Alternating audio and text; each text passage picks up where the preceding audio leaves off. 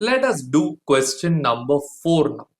An importer's forward contract for USD 2 lakh is cancelled late. So he's an importer.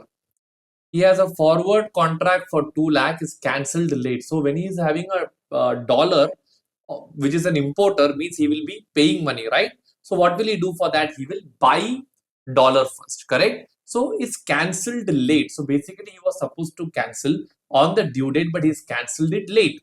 Whenever you cancel something late, as per FEDAI rules, they will give you 3 days time, my dear friends. Within 3 days you have to cancel.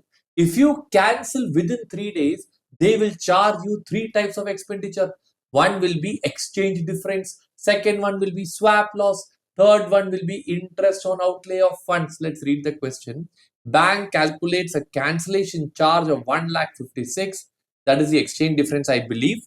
The swap loss 30,000, interest 196. What is the total cost to the importer? I believe this is a very straightforward question. We need to add up these 3 numbers. Shall we add it up? 1,86,596. These are the 3 charges. Yes, that's it. There's nothing else. The answer is 1,86,596, friends. I hope you're clear with this video, friends. Thank you so much.